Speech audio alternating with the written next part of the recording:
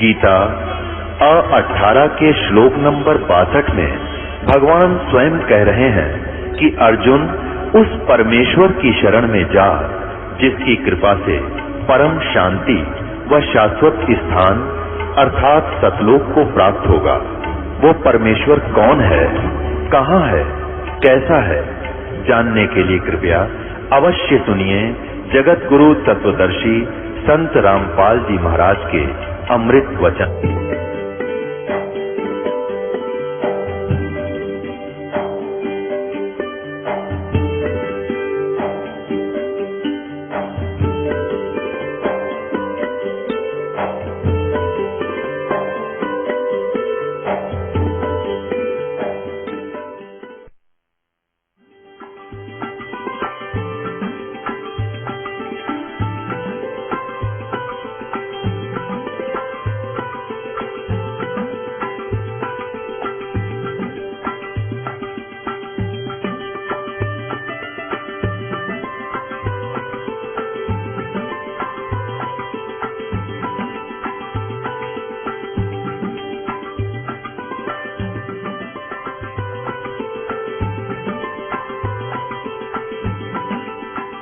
कहा करते निरंजन धन तेरा दरबार, निरंजन धन तेरा दरबार, जहाँ पर तनिक न न्याय विचार, वैसा ओढ़े मुल मुल खासा गल मोतियों के आर, वैसा ओढ़े मुल मुल खासा गल मोतियों के आर, पति भरता को मिले न खादी वो सूखा नरस आहार, निरंजन धन तेरा दरबार, निरंजन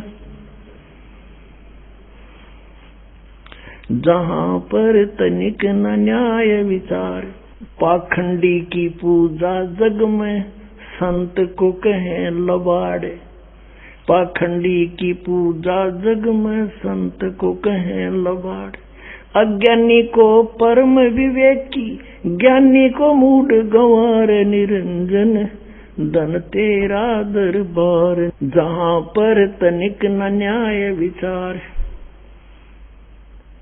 कहे कबीर सुनो भाई साधो यहाँ सब उल्टा व्यवहार, कहे कबीर सुनो भाई साधो यहाँ सब उल्टा व्यवहार, सच्चों को तो ये झूठा बताएं इन झूठों का एतबार, निरंजन धन तेरा दरबार, निरंजन धन तेरा दरबार, जहाँ पर तनिक न न्याय विचार, कहे कबीर सुनो भाई साधो यहाँ सब उल्टा व्यवहार, सच्चों को तो ये झूठा बताएं इन झूठों का एतबार, निरंजन धन तेरा दरबार। परमात्मा जब वो बकवाद करने लगते ना, झूठा है, कपटी है, ये क्या जाने सदग्रंथों के बारे में, क्या जाने वेद और गीता और पुराणों के बारे में, क्योंकि ये अशिक्षित है। और वो मंडलेश्वर विद्वान थे, कचकोल कढ़ा के वो तो उस तरह फिरवा के 20 तिलक ला के गले में माला पैर के दिखा बड़ा महात्मा पड़ा है भाई। इस बाह्य आडंबर से संत और असंत की पहचान नहीं होती, संत की पहचान ज्ञान से होती है।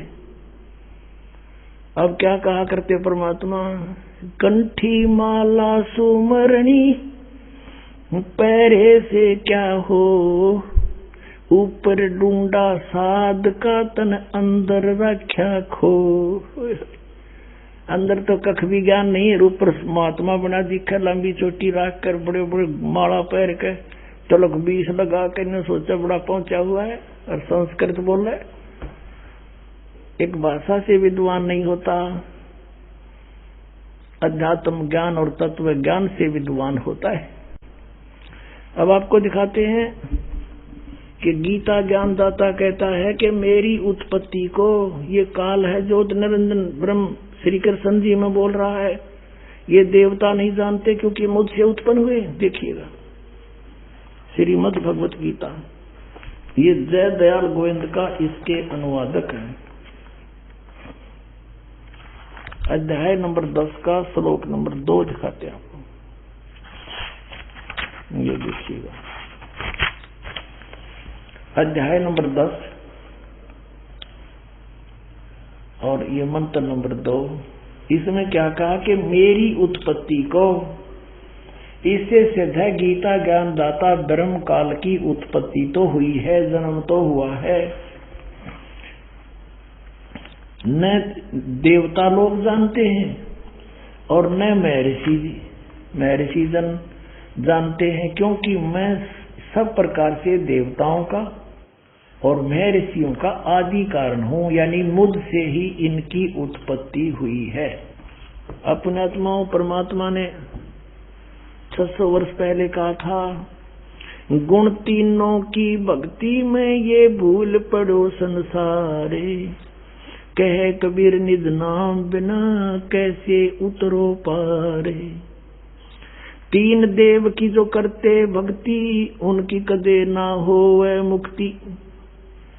उस समय तो परमात्मा का इतना जबरदस्त विरोध करवा दिया था इन अज्ञानियों ने कि मारो मारो, यो ब्रह्मा विष्णु महेश को पूजा के योग नहीं बता रहा है। अपने आत्माओं आज हमारे सदग्रंथ वही गवाही दे रहे हैं। पवित्र श्रीमद् भगवत गीता अध्याय नंबर 7 के श्लोक 12 से लेकर 15 में, 20 से लेकर 23 में, इन श्लोकों में कति कंसेप्ट क्लियर हो रहा है। आपको दिखाते हैं। आपको सबसे पहले तो ये कंसेप्ट क्लियर करते हैं कि 3 गुण क्या है। पुणात्माओं, ये अमर कथा है, ये तो हमने कभी सपने में भी सुनने ना मिला, जो दाता दया ना करते ये हमारे पास आन देता ही समर्थ ज्ञान को। ने जय गणेश देवा, माता थारी पार्वती, पिता माँ देवा, ये रटवाए जानते हमारे पे।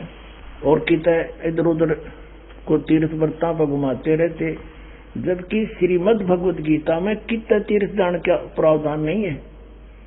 तो हम शास्त्र विदिता का मनमान आचरण करते हैं तो हमें हानि होगी। गीता जी अध्याय नंबर 16 के श्लोक नंबर 23 में स्पष्ट किया है। तो पहले हम करते हैं कि तीनों गुण क्या है, ये देखिएगा। मार्कंडेय पुराण, ये मार्कंडेय पुराण और गीता प्रेस गोरखपुर से प्रकाशित है। ये मार्कंडेय पुराण कहां से छपी है, ये देखिएगा। प्रकाशक एवं मुद्रक है गीता प्रेस गोरखपुर, गोविंद भवन कार्यालय कोलकाता का संस्था। ये इनके फैक्ट्स और फॉर्मूला। इसके 123 पृष्ठ पर हम आते हैं। तो ये देखिएगा 122 पृष्ठ पे मार्कंडेय, संक्षिप्त मार्कंडेय पुराण, और यहाँ है मार्कंडेय जी बोले मुने। ये मार्कंडेय जी का प्रकरण चल रहा है, ये समझ लो। अब हम 123 पृष्ठ पे के सामने आ जाते हैं, कहीं दूर नहीं जाते, यहाँ जाओ 123 पृष्ठ पे। इस तरह स्वयंभू परमात्मा की 3 अवस्थाएं होती हैं। रजगुण प्रधान ब्रह्मा, तमगुण प्रधान रुद्र, सतगुण प्रधान विश्वपालक विष्णु है। ये ही 3 देवता हैं और ये ही 3 गुण हैं। अब कोई कच्ची बात नहीं रही, कति स्पष्ट हो गया कि रजगुण ब्रह्मा, सतगुण विष्णु, तमगुण शिव जी, यही 3 गुण कहलाते हैं और यही 3 देवता हैं। फिर भी हम और कंसेप्ट कति क्लियर कराएंगे। ये देखिएगा, ये है मुंबई से प्रकाशित एक देवी भागवत, यानी श्री देवी मद देवी भागवत देवी पुराण। वो गीता प्रेस गोरखपुर से प्रकाशित थी। ये खेमरा श्री कृष्ण दास प्रकाशन मुंबई से। अथ देवी भागवतम यानी शक्ति पुराण भाषा सभाष्टिकम सहमात्यम, खेमरा श्री कृष्ण दास प्रकाशन बम्बई 4। अब यहाँ हम इसके आते हैं तीसरे सकंद में। ये है अथ श्रीमद देवी भागवते भाषा टीका युक्ते तृतीय सकंद प्रारंभते। अब हम इसके 11 पृष्ठ पर आपको पढ़कर दिखाएंगे। और अध्याय नंबर 5 तृतीय सकंद का 5वां अध्याय। और यहाँ देखिएगा 8वां श्लोक है। भगवान शंकर कह रहे हैं अपनी माता दुर्गा को, हे माता, यदि हमारे ऊपर सदा आप दया युक्त हो तो हमको तमोगुण में किस प्रकार प्रदान किया है? ब्रह्मा रजोगुण और हरि सतगुण, यानी विष्णु को सतगुण युक्त किए हैं। किस लिए किए हैं, युक्त क्यों किए हैं? फिर देखो, अब ये तो हमने हिंदी पढ़ा, अब संस्कृत देखो।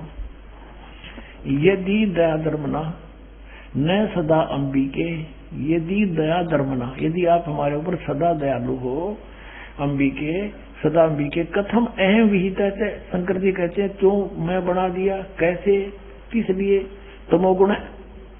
और कमल जय, कमल से उत्पन्न होने वाले ब्रह्मा जी को रुद्र गुण संभव, और सुविता के मोह सतो गुण हरि, और विष्णु जी को सतो गुण क्यों बना दिया?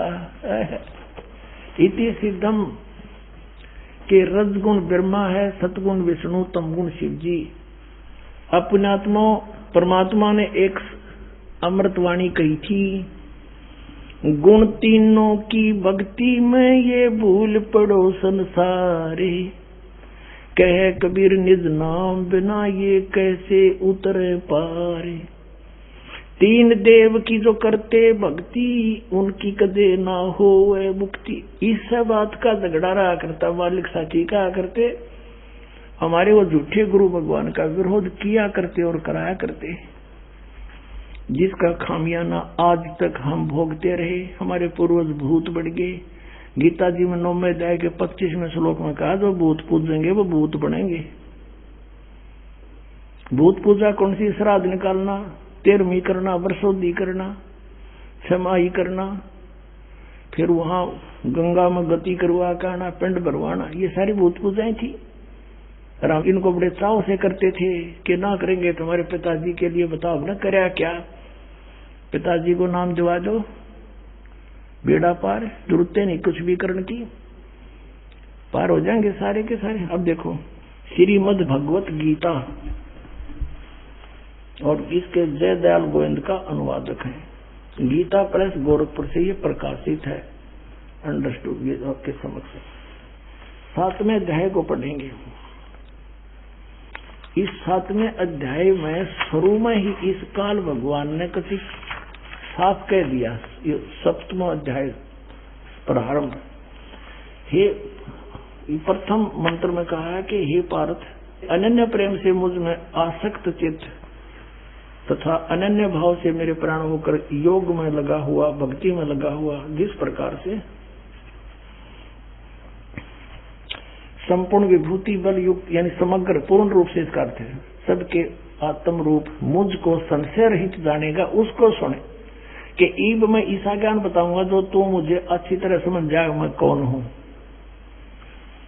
और फिर दूसरे मंत्र में कहा है 7वें अध्याय के दूसरे श्लोक में कि मैं तेरे लिए इस विज्ञान सहित तत्व ज्ञान को, इस ज्ञान को पूर्णतः कहूंगा, और जिसको जानकर संसार में फिर कुछ भी जानने योग्य शेष नहीं रह जाता।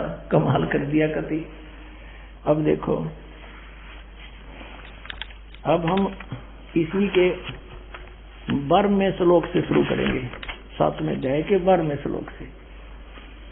अब यहाँ कहता है ये गीता ज्ञानदाता और भी जो सतगुण से उत्पन्न होने वाले भाव हैं, सतगुण से सतीथि, रजगुण से उत्पत्ति, तमोगुण से संहार, तो सतगुण से होने वाले भाव हैं, और जो रजोगुण तथा तमोगुण से होने वाले भाव हैं, उन सब को तो मुझसे ही होने वाले हैं ऐसा जान, परंतु वास्तव में उनमें ये मैं और वे मुझ में नहीं है।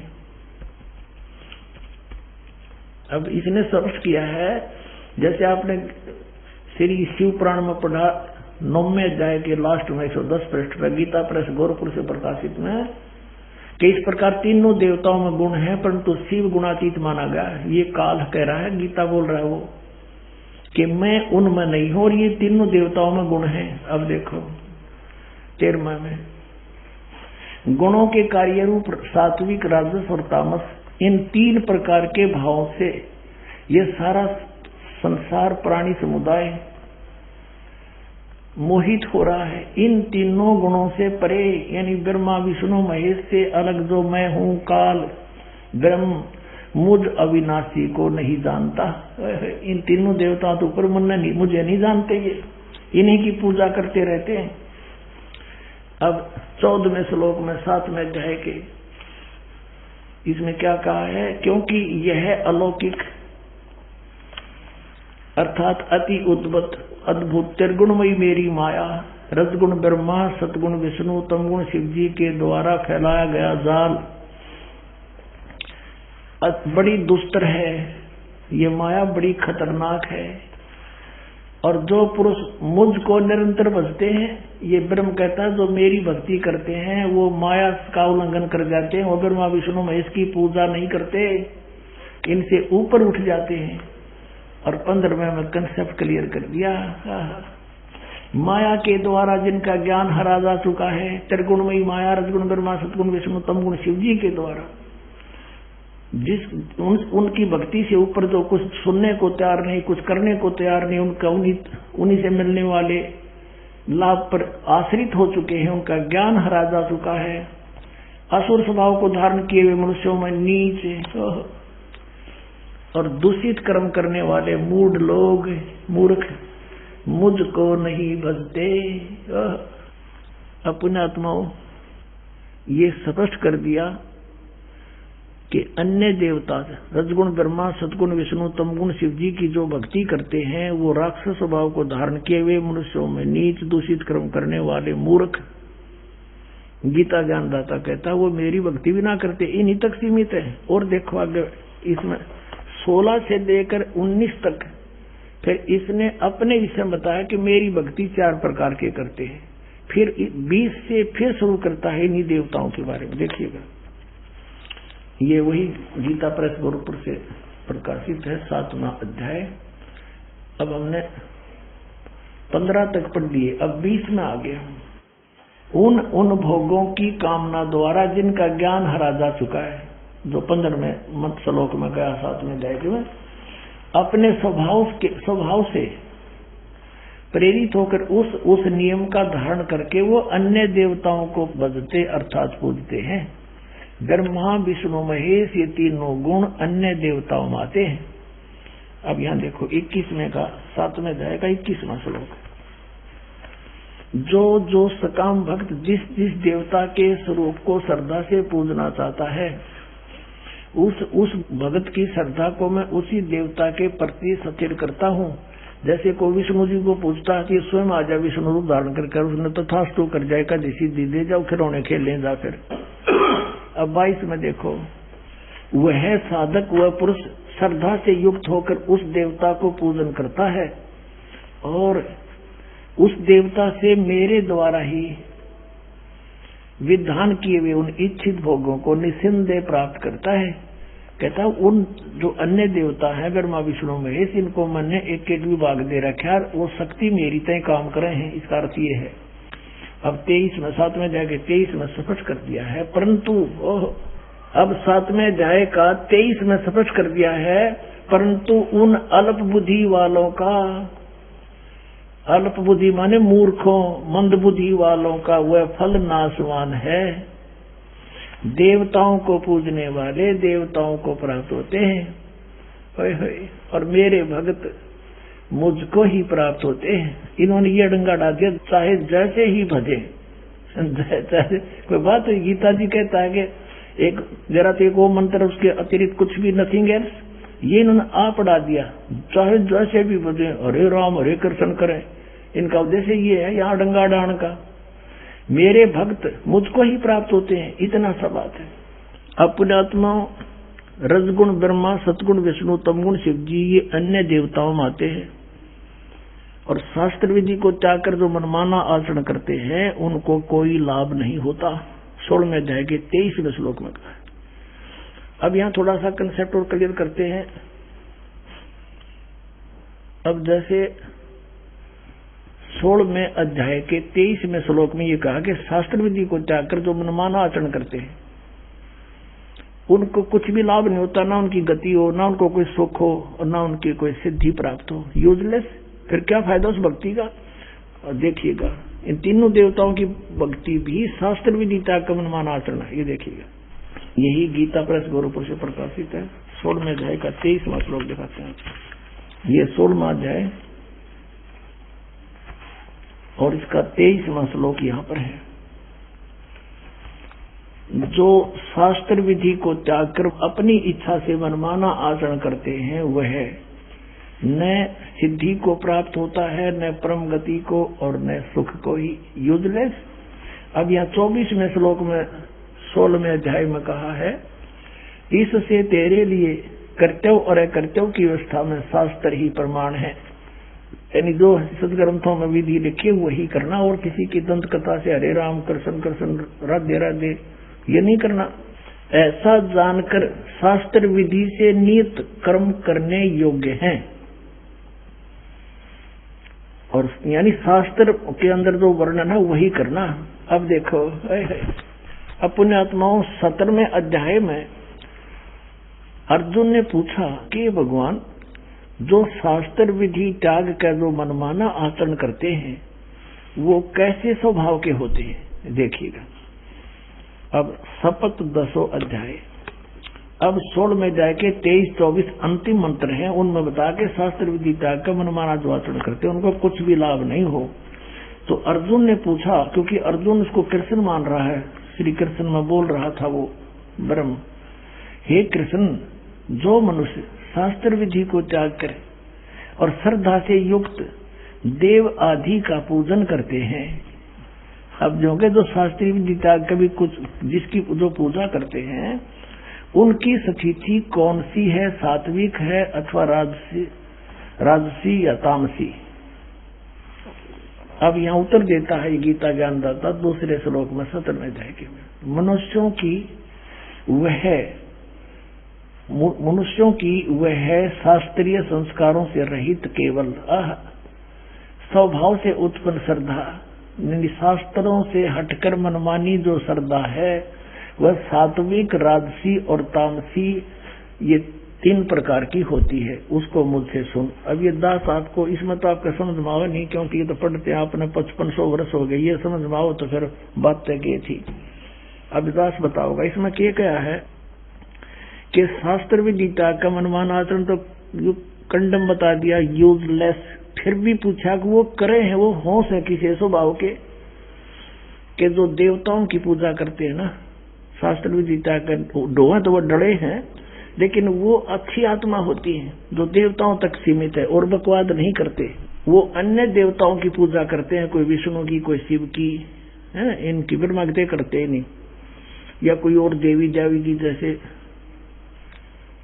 तो कांगड़ा वाले की तो फलाने वाली की, कहते है तो यूजलेस, पर इनका स्वभाव है अच्छी आत्मा तो देवताओं की पूजा करते हैं, और जो दूसरे हैं वो जंतर मंत्र करने वाले, ये भूत प्रेत की झाड़े ढूढ़े लानी है, ये तामसी वृत्ति के लोग होते हैं। ये बकवादी भैरव भूत ने पूजे है, दारू पीओ और मांस खाओ का वो भैरव बोलू हूँ, जो बोतल चढ़ा दो, पीओ बोतल खाओ, मांस निकलने हो बर्बाद करे।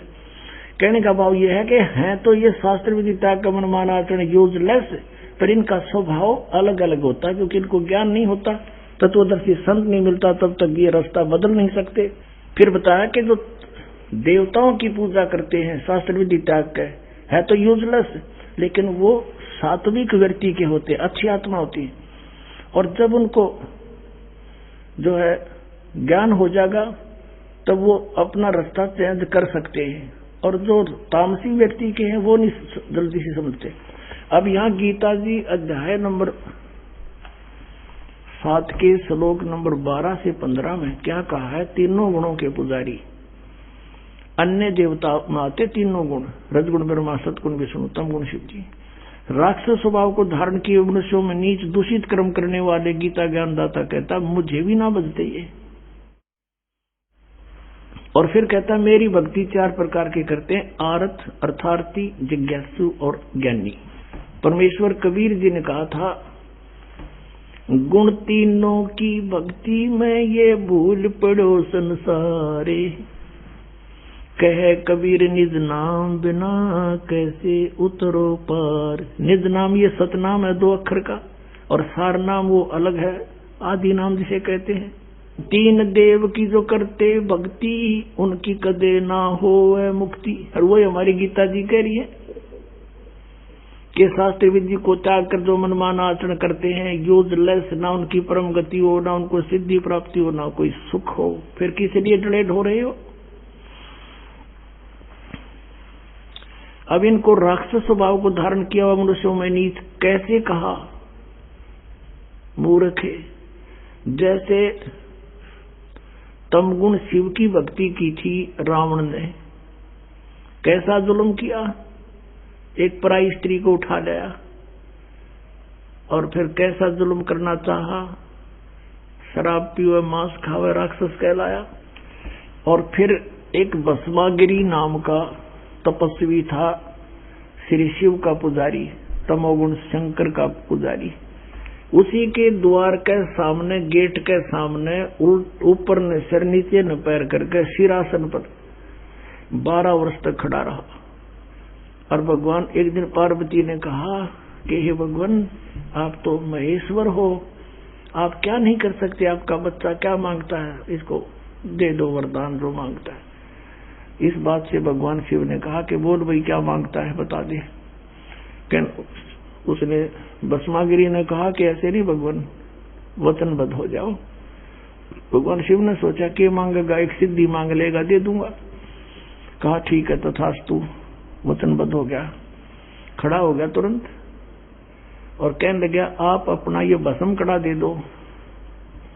भगवान शिव ने एक भस्म कड़ा हाथ में पहन रखा था और उसमें ऐसी शक्ति थी कि किसी के सिर पे रख के यूं कर दे सिर की तरफ के भस्म, वो भस्म कर देता था, उसको मार डालता था, जला देता था। भगवान शिव ने सोचा भस्म कड़ा मांगा है, कोई बात नहीं, साथ दूसरा जंगल में रहता है, राक्षसों से बचाव के लिए मांगता होगा। दे दिया कार्ड निकाल के, और ज्यों ही उसके हाथ में वो कड़ा आया, वो तमोगुण पुजारी उसी समय आंख बदल गया और कहने लगा शिव जी होले होशियार, अब यह तेरी साथ है, तुझे मारूंगा, पार्वती को पत्नी बनाऊंगा मैं, इसी उद्देश्य से ये भक्ति कर रहा था तेरी। देखो हम शिव जी ने अंतर्यामी कहा करते, अजरो अमर अविनाशी कहा करते थे, और इस डर से भगवान शिव भाग लिए। आगे आगे भगवान, पाछे पाछे पुजारी जा खखाट उठा। यदि ये अविनाशी होते तो हमारी बुद्धि वहां भी काम नहीं करी कदे भाई कि भगवान बाजे क्यों, तो ये कह दिया करते हमने मूर्ख पुराण खाते तो लीला करे थे, यह टट्टू लीला थी, सांस चढ़ रहे। वाह भाई वाह। अब इनकी रक्षा भी परमात्मा ही करते हैं। वहां आगे पार्वती रूप बनाकर परमेश्वर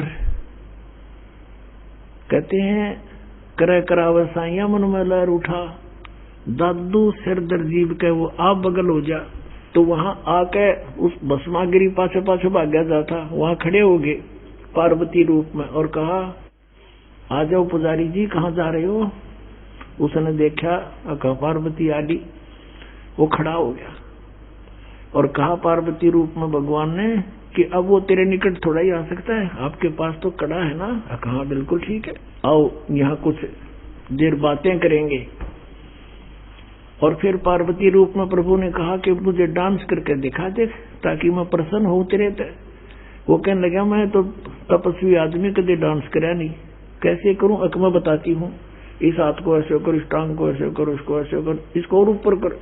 जिस हाथ में कड़ा था सिर पर करवा लिया उससे कर, फिर कह दिया भस्म, और भस्मागिरी मर गया। अब वो कड़ा लेकर विष्णु रूप धारण करके परमात्मा वहां पहुंचे शिव जी के सामने जहां वो भागे जा रहे थे, और भगवान विष्णु जी को देखकर कहने लगा, भाग्या विष्णु भाग्या। अब क्या हो गया कि भस्म कड़ा ले लिया भस्मागिरी ने मेरे साथ धोखा करके, वो मारेगा। तो भगवान ने कहा कि ये ले कड़ा तेरा, ये मेरे पास है। अब नहीं वही है, कहा वही है ये ना दच्ची, सचमुच मैंने ऐसे ऐसे पार्वती रूप बना करके वहां पहुंचा, उसको सारी समझाई। जब उसका दिल डटा, उसकी राख देख ली, भगवान शिव ने जब उसकी भस्मागिरी की राख देख ली ना जड़े हुए की, जब तसल्ली हुई अपने आत्मा। उसके बाद वो भस्मागिरी भस्मासुर कहलाया, भस्मा राक्षस।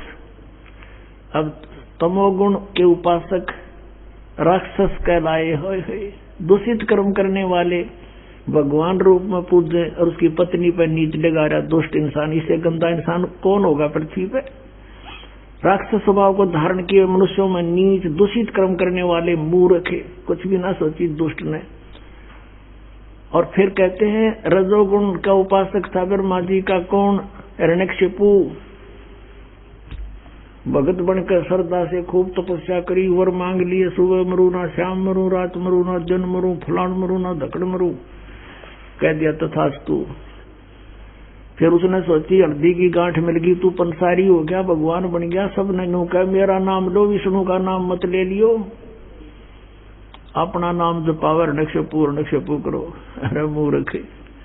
अब भगवान ने उसके घर में भेज दिया खम्ब प्रहलाद, और वो नो कहा नहीं पिताजी, हिरण्यकशिपु भी कोई मंत्र होता है, भगवान के नाम से लाभ होगा। पिता पुत्र का झगड़ा हो गया इससे बात पे, और ऐसे जुल्म किए उस पुण्यात्मा के साथ, उस राक्षस स्वभाव को धारण किए हुए मनुष्यों में नीच दूषित कर्म करने वाले मूर्ख हिरण्यकशिपु ने, ब्रह्मा रजगुण के उपासक ने। अब यहाँ कहते हैं, अब क्या बताते हैं, सूक्ष्म वेद में कहा परमात्मा ने कि हिरण्यकुश छाती तोड़वाई और ब्राह्मण बाणा और कर्म कसाई। वो तो ब्राह्मण भगत को आवे, भगत का तो बाणा उसका, और कर्म इसे कसाई कैसे अपने मासूम बच्चे को मारने के लिए ना जाने कितने ओछे हथकंडे अपनाए। हिरण्यकशिपु छाती तोड़वाई और ब्राह्मण बाणा कर्म कसाई। रजोगुण का उपासक था, राक्षस कहलाया हिरण्यकशिपु। अब एक बार हरिद्वार के अंदर हर की पैड़ी पे कुंभ के मेले का सूत सज गया। वहां पर एक पर भी लगगी। इनके अपने अपने हिसाब से बनाई हुई मनमाना आचरण है, ये शास्त्र विधि को त्याग के। और उसमें क्या करते हैं, जब जहां किसी पर कुंभ के मेले की पर भी लगती है, ये सभी स्नान करने जाते हैं और ये मानते हैं ये खुद कि वहां नहाने से बेड़ा पार हो जाएगा। उनका बेड़ा पार तो यानी बेड़ा गर्क जरूर हो गया। अब सुनाता हूं। अब ये वहां कुंभ के मेले पर स्नान करने जब जाते हैं तो अपने अपने ग्रुप में इकट्ठे हो जाते हैं। गिरी अलग, पुरी अलग, सन्यासी न्यारे, नागा अलग, नाथ न्यारे, कनपाड़े न्यारे, बिना कनपाड़े अलग से, और वैष्णो के उपासक वो वैष्णो न्यारे, विष्णु के उपासक, तमोगुण सतोगुण के उपासक। तो वहां सब अपने अपने ग्रुप में इकट्ठे हो जाते हैं। जब स्नान का समय आता है सभी प्रस्थान कर देते हैं अपने मुखिया के पीछे पीछे। तो सबसे पहले नागा चले गए, पहुंच गए हर की पैड़ी पे ऊपर भी कल्याण करवाने के लिए, नहाने के लिए। पीछे से वैष्णो आगे, विष्णु जी के उपासक, सतोगुण के उपासक, और नागा थे वो बिल्कुल नंगे रहते हैं, नेक्ड, वो तमोगुण के उपासक शिव जी के। पीछे से विष्णु उपासकों ने, सतोगुण के उपासकों ने कहा कि ए नागाओ, हम सर्वश्रेष्ठ हैं, हम प्रथम स्नान करेंगे, तुम बाहर आ जाओ, पहले नहीं नहाओगे तुम। अब वो नागाओं ने कहा कि हम सर्वश्रेष्ठ हैं, हम त्यागी और वैरागी हैं, हम कोई कपड़ा भी नहीं रखते तर पर, हम सबसे प्रथम नहाएंगे, हम सर्वश्रेष्ठ हैं। वैष्णु साधु कहने लगे, शरण फड़ो, तुम टट्टी के हाथ भी ना धोते, पशु की तरह नंगे फिरो, तुम काहे कि श्रेष्ठ हो, बाहर मरो, हम नहाएंगे पहले। अब वहां बैठ गए तीनों गुण। अब उसी समय इनका जूत बाज गया, नाना भी भूल गए, भगवान भी भूल गए, हर की पैड़ी भी याद ना रही इनकर, पर भी भूल गए। 25,000 ये त्रिगुण उपासक, इन तीनों भगवानों के उपासक वहां कटका मर गए, कत्लेआम कर दिया, गंगा का पानी लाल कर दिया, लाश बहती जावन में, और तेरा गजब हुई। इसके बारे में परमात्मा ने कहा है कि तीर तुपक तलवार कटारी ये जम दड़जोर बधावे हैं, हर पैड़ी हर हेत न जाना, और वाजा तेग चलावे हैं, काटे शीस नहीं दल करुणा, ये जग में साध को आवे हैं, और जो जन इनके दर्शन को जावे उनको भी नरक पठावे हैं। हे भगवान, पुण्यात्माओं, हम कति अंधे कर रखे थे इस काल में, हम इन महात्मा मान्या करते, इसे जुल्म कर लिया ने। अब कहते काटे शीश नहीं दिल करुणा, इतनी भी दया नहीं, और कतलेआम कर डाला, छोरी गपो दे हैं, तलवार से काट गिरे, बड़कियां खा ली एक दूसरे ने। ये है और तीनों गुणों के उपासक राक्षस स्वभाव को धारण किए हुए मनुष्यों में नीच दूषित कर्म करने वाले मूर्ख। ये पुण्यात्माओं दास नहीं कह रहा, ये इनका इतिहास कह रहा है। श्रीमद् भगवत गीता बता रही है, और 600 वर्ष पहले परमात्मा बता रहे थे, परमेश्वर कबीर साहब, गुण तीनों की भक्ति में ये भूल पड़ो संसार, कह कबीर निज नाम बिना ये कैसे उतरे पार। तीन देव की जो करते भक्ति, उनकी कदे ना होवे मुक्ति। बोलो सतगुरुदेव। भजन करो उस रब का जो दाता है कुल सब का, भजन करो उस रब का जो दाता है कुल सब का। वो कौन है? वो कबीर देव है। बोलो सतगुरुदेव।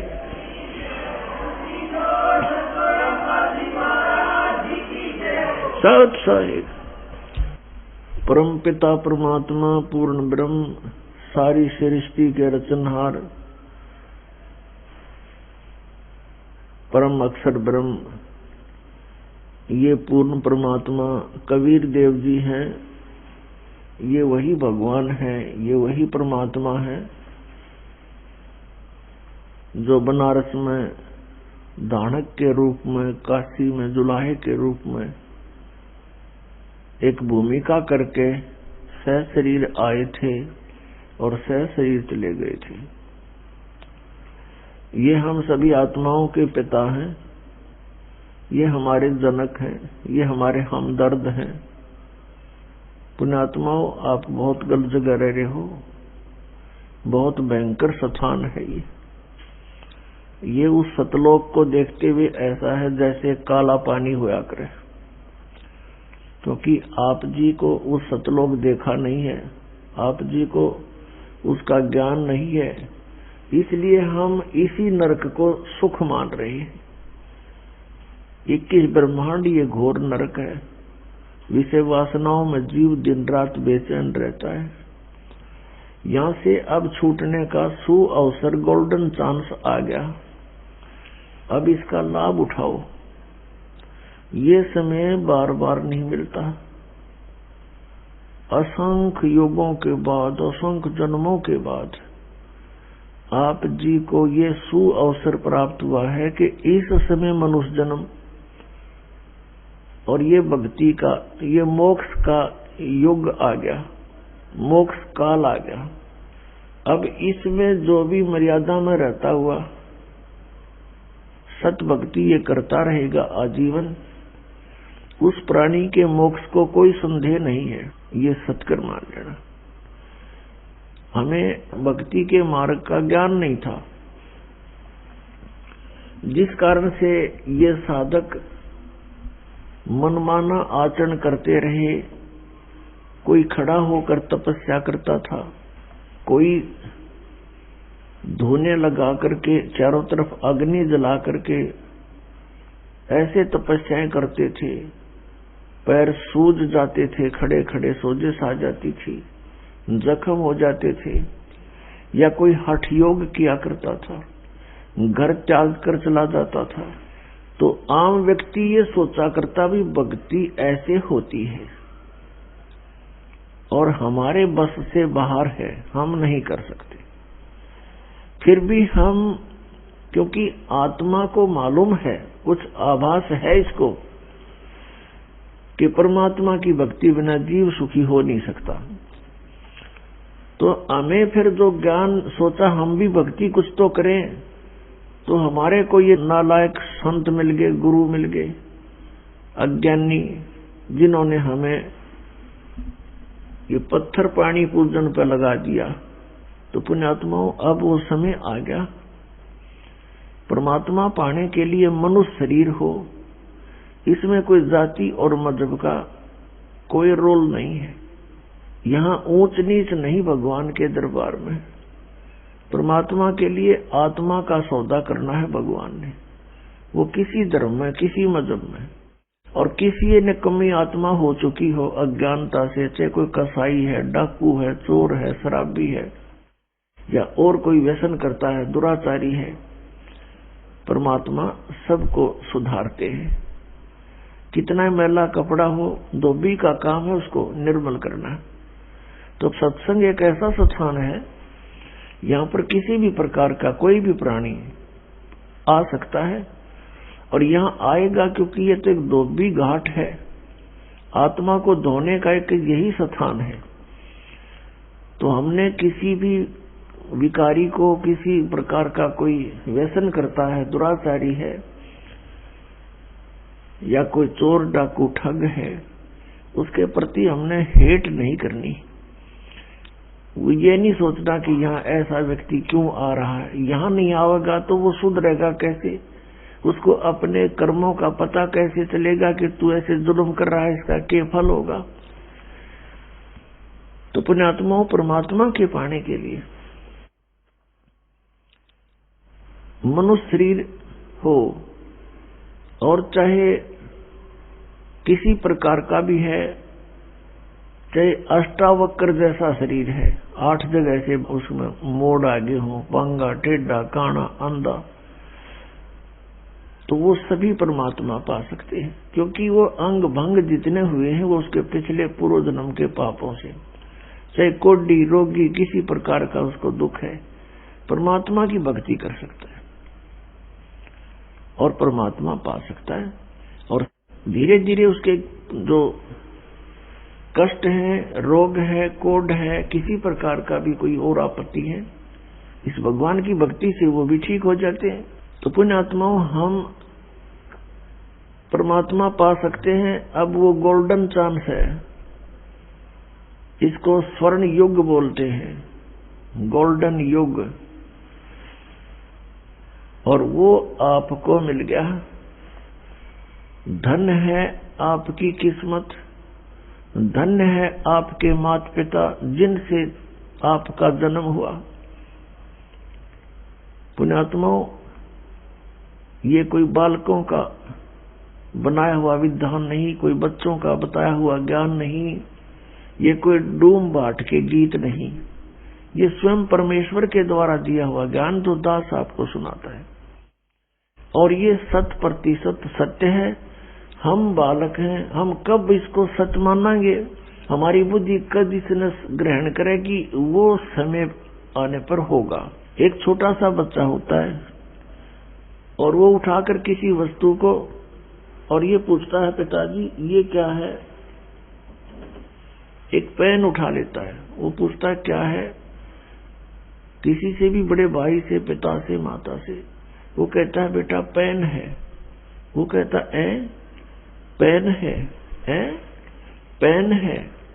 तो वो ये उसकी बुद्धि अभी ये स्वीकार करने योग्य नहीं है कि ये क्या चीज है, और उसमें उसको अविश्वास भी नहीं है कि मेरा पिता या भाई बहन ये जो बोल रहा है वो गलत होगा।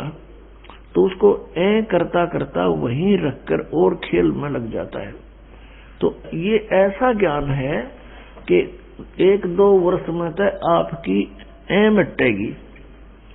ये दास बतावेगा और आप सुनोगे, क्योंकि आप शिष्य होगे, हमारे बच्चे होगे, और बच्चे अपने माता पिता के वचनों पर अविश्वास नहीं करता, लेकिन वो बुद्धि उसकी ग्रहण नहीं कर रही अभी वो है कि।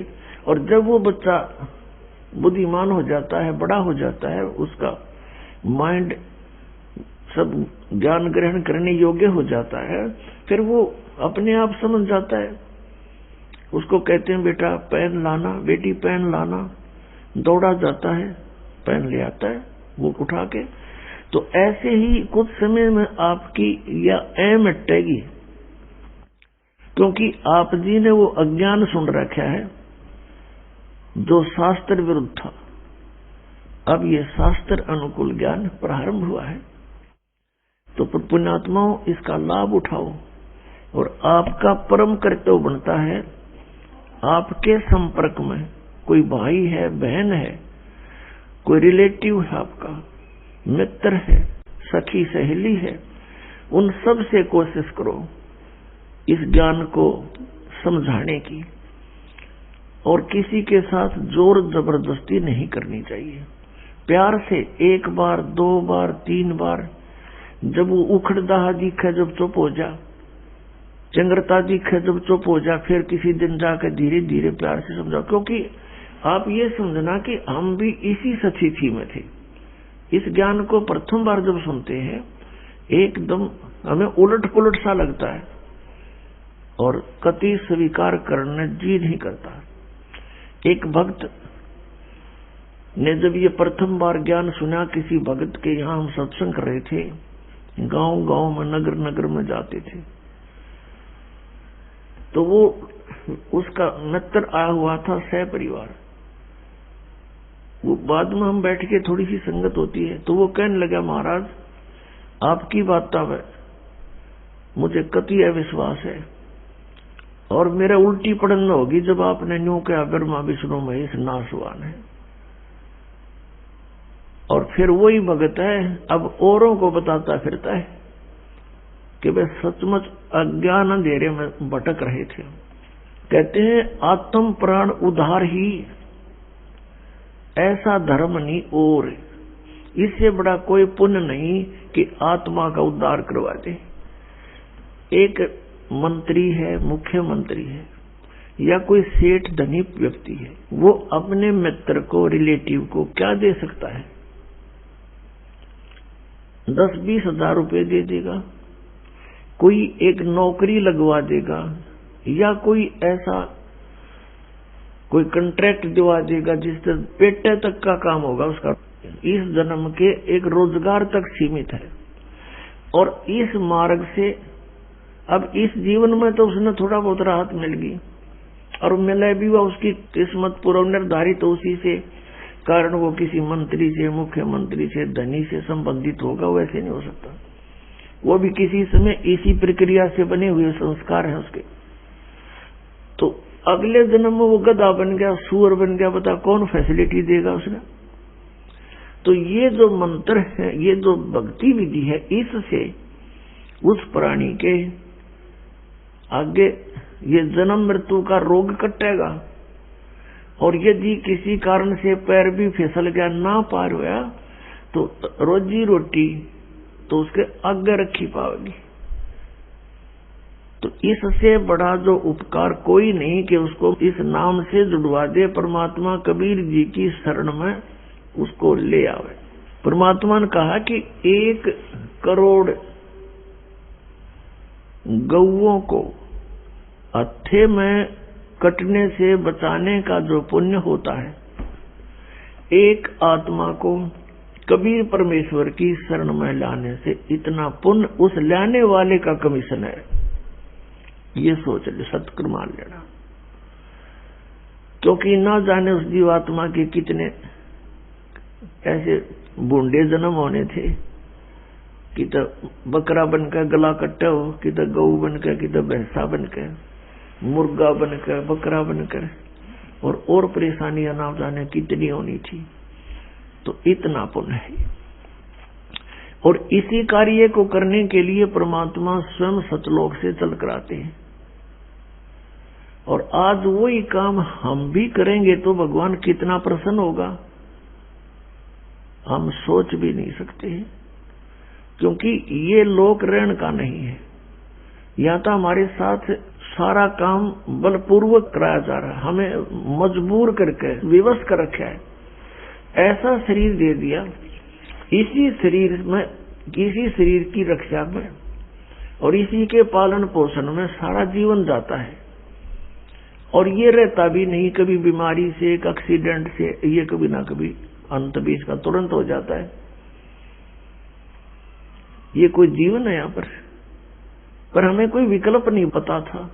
और कोई बताता था कि स्वर्ग में बड़े ठाठ हैं, क्योंकि हमने स्वर्ग से आगे कोई बात सुनी नहीं थी,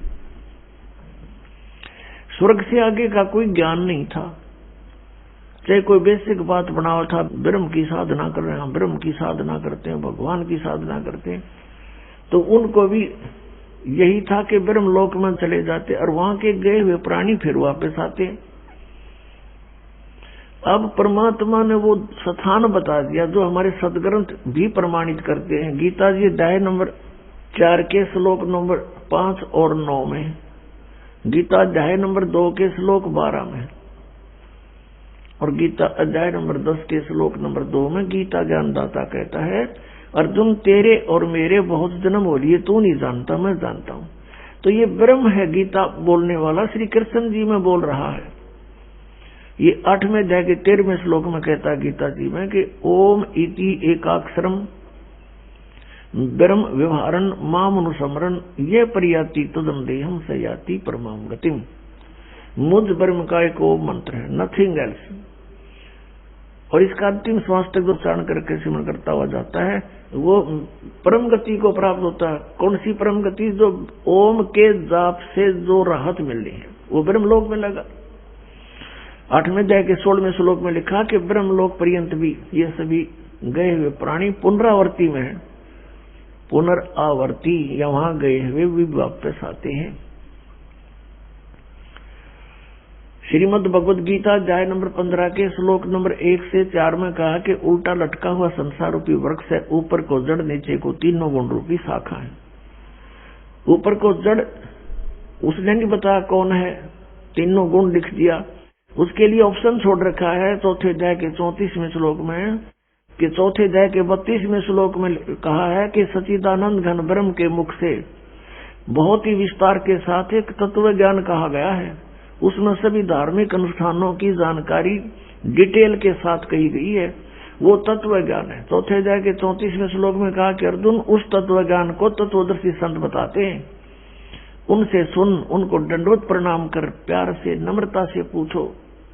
अब 15वें अध्याय के प्रथम मंत्र में उसकी पहचान बताई है कि जो उल्टे लटके हुए संसार रूपी वृक्ष को सभी विभागों से सब छंद उसके अलग अलग बता देगा, उसके विभाग बता देगा। स वेदवित वो तत्वदर्शी संत है, वह वेद के तात्पर्य को जानने वाला है। उसके पश्चात 15वें अध्याय के 4थे श्लोक में कहा है कि उसके पश्चात परमेश्वर के उस परम पद की खोज करनी चाहिए जहां जाने के बाद साधक फिर कभी लौटकर संसार में नहीं आता। और जिस परमेश्वर से संसार रूपी वृक्ष की प्रवृत्ति विस्तार को प्राप्त हुई है, अर्थात जिसने संसार रूपी वृक्ष को रचा है, सब ब्रह्मांडों की जिसने रचना की है, और केवल उसी की भक्ति करो, अन्य की नहीं, गीता ज्ञानदाता फाइनल करता है। 18वें अध्याय के 62वें श्लोक में कहा कि अर्जुन तू सर्वभाव से उस परमेश्वर की शरण में जा, उस परमेश्वर की कृपा से ही तू परम शांति को और सनातन परम धाम को प्राप्त होगा। अब परम शांति पुण्यात्मा परमात्मा के उस सतलोक में ही है, वहां जरा और मरण नहीं है, वृद्धावस्था और मृत्यु वहां नहीं है। और यहाँ दोनों हमारी सबसे खतरनाक है, ये दोनों हमारे ऊपर अवश्य आएंगी। यहाँ बुढ़ापा भी कंपलसरी और मौत भी कंपलसरी, और दोनों तो हम डरा और दोनों होंगे, और डर भी साचा। बता कितना बढ़िया डर लग रहा है यहाँ पर, वहां ठाठते 1 मिनट में मृत्यु हो जाए, बताइयो के ठाठ होया फिर। तो पुण्यात्मा अभी तक हमारे हृदय में किसी ने यू ज्ञान भरा नहीं था। जब यू ज्ञान भर जाएगा, हम तो वही है जो हमारे पूर्वजों को, बूढ़े बुजुर्गों को, ये नकली गुरु, उन्होंने ये ज्ञान दिया था कि जो आर्यत करोतते गर्दन कटवा ले शीघ्र स्वर्ग चला जाता है, और उसकी फीस दर दी थी गढ़िए, वह फीस दे देगा भी, और गर्दन कटवाना भी शुरू कर दिया था, किसी प्रकार स्वर्ग प्राप्ति हो जाए। और स्वर्ग तो एक अन्य का भी कोई नहीं, अरे भी उसी आत्मा को वही हो तुम। आज ये पता लग गया कि सतलोक है, वहां ऐसा सुख है, ये तरीका उसका जाने का कति आसान, गला कटवाना नहीं और कोई बोझ उठाना नहीं, कोई खड़ा होकर तप करना नहीं, नाम उठत नाम बैठत नाम सोत जागवे, नाम खाते नाम पीते नाम से लागवे। ये था एक सिंपल सा वे। अरे नानाडियों ने इसको इतना कठिन करा दिया था, आम आदमी का भी रुचि ना बना किसी कठिन, ऐसे भगवान मिले तो हमने जरूरत नहीं। खड़ा होकर ऊपर न पैर करके घर छोड़कर चला जाना, किधर नंगा फिरना, घास फूस खाकर टाइम पास करना, तो अब आपको जब यूं ज्ञान हो गया कि सतलोक में है, ये कोई किसी आम व्यक्ति का बताया ज्ञान नहीं, वेद बताते हैं कि वो परमात्मा ऊपर रहता है सतलोक में, उसके भी तीसरे पार्ट में, सबसे टॉप वाले में, और वहां से चलकर आता है। और यथार्थ ज्ञान वो ही बताता, अपने द्वारा रची हुई सृष्टि का ठीक ठीक ज्ञान वही देता है, वेद बताते हैं। और वो परमात्मा है कौन? वो कबीर साहब है जो दुल्हा रूप में लीला कर रहे थे बनारस में। अब जो लीला परमात्मा ने प्रत्येक युग में की है, और पिछले युगों का हमने इतना ध्यान नहीं, अभी इस युग की, कलयुग की तो सारी उसके अभी तक यादगारें भी उपलब्ध हैं जहां परमात्मा ने लीला की है, और उनके इतिहास, उनकी जीवनी लीला हमारे पास है। उसमें यूं का यूं लिखा, और वही वेद बताते हैं जिन वेदों को हम सर्वश्रेष्ठ शास्त्र मानते थे, आज वो भी उसी परमात्मा का समर्थन करते हैं कि वो कबीर देव है और वो ऐसी लीला करता है। ऐसी लीला केवल वेदों में वर्णित लीला कबीर साहब ने की और किसी ने की नहीं। तो who is God? Kabir is God. हमने सबसे पहले ये पहचान होनी चाहिए कि परमात्मा कौन है और उसके पाने का वे कौन सा है, तरीका कौन सा है। बस फाइनल, फिर बातें खत्म होगी। फिर तो मर्यादा में रहना है, बकवाद करनी नहीं। बकवाद भगवान को नहीं भाती। और अपनी भक्ति करें, प्यार से रहे सबके साथ, किसी से द्वेष राग नहीं करें। तो प्रसंग जो चल रहा था कि हमें अब ये किसी बालक का बताया हुआ ज्ञान नहीं, स्वयं परमात्मा का बता हुआ ज्ञान है कि वहां सतलोक है। और फिर उन महापुरुषों को जिनको परमात्मा ने गवाह बना के छोड़ा, वो दिखा करके, प्रत्येक दृष्टा बना करके, साक्षी बना करके वापस छोड़ा। अब उन्होंने ये साक्ष्य दिया है, ये गवाही दी है कि सतलोक है, वहां सदा युवा रहते हैं और वहां पर सब कभी मृत्यु नहीं होती, किसी चीज का अभाव नहीं। हमारा शरीर वहां ऐसा है जिसमें कोई बीपी आई हो, ना लो हो, ना कोई रोग लगे।